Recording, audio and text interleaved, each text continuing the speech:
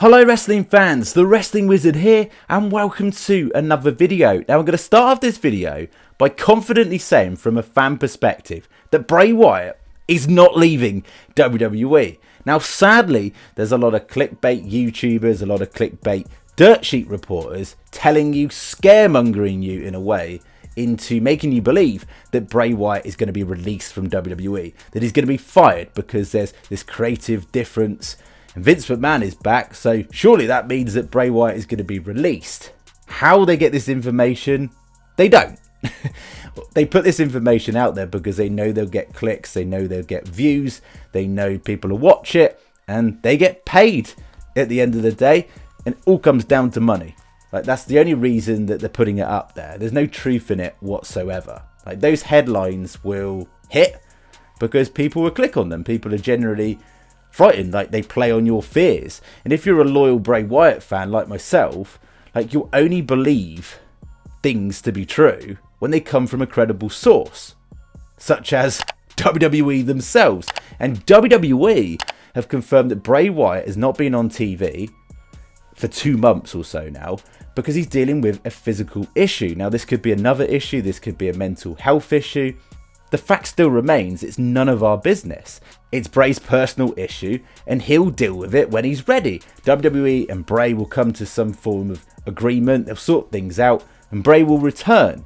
The only time you should ever believe that Bray Wyatt has been released from WWE is if WWE themselves confirm it. And they haven't, so as far as we're aware, Bray Wyatt is part of WWE, part of the SmackDown brand, and he'll be back, potentially even part of the WWE draft that's up and coming.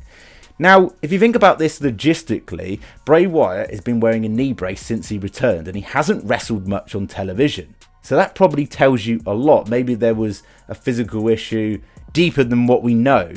He broke a couple of his fingers, we know that, along the way in a match against Jinder Mahal in a live wrestling match, but he hasn't wrestled much on television. And why has he not wrestled much on television? Like, we may never know, but all we know at the moment is he's off with a physical issue, so maybe it ties in.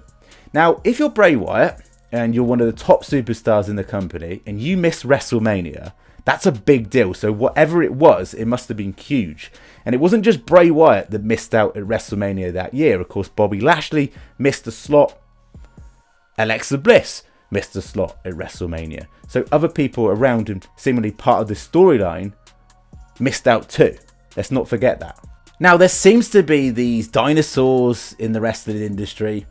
These clickbaiters, just every opportunity they get, they slate Bray Wyatt, saying that his return is a big flop. Now, this is a man that came back from WWE after battling mental health issues, which is no joke. If you've suffered with that, you know how serious it is. He lost 2 friends really close to him, came back to entertain us, and truly believed that the product that he put out there was there to entertain us. It was the best effort he had, the best product he believed for us, the fans. And generally, let's not dress it up, it hasn't been that well received. I don't think the mask reveal at the Royal Rumble kind of went down the way that they planned. The Uncle Howdy shenanigans, mainly towards the end of that booking run, didn't go down great. Like, we can't dress it up. Now, me as a Bray Wyatt fan, I just love Bray's creativity. It's fantastic. You wouldn't get the rub from The Undertaker if you weren't a genius creatively. But it has been a bit start-stop. There's not really been much consistency. It hasn't been very clear where this is going. But do I believe this is the end of the Bray Wyatt storyline as we know it? No, I think this is just the start. And they can reset and pick things up. It's easy to criticise superstars. You think for how many years the WWE Universe used to absolutely slate Roman Reigns when he was in that overly pushed babyface role. He had Paul Heyman as a manager, turned heel, and he set the world alight. It was the smallest of changes that made the biggest of differences. And he merged into this just absolutely perfect character, heel character, which we absolutely despise, but deep down we love, right? That's the sign of a good heel. And Bray Wyatt can easily push the reset button. He doesn't necessarily have to pick things up where he left off with Bobby Lashley, But I believe he does need to pick things up where he left off with Alexa Bliss. We need some answers there. Personally, I'd love to see The Fiend back in some capacity. Maybe as a special attraction gimmick, used more sparingly than before.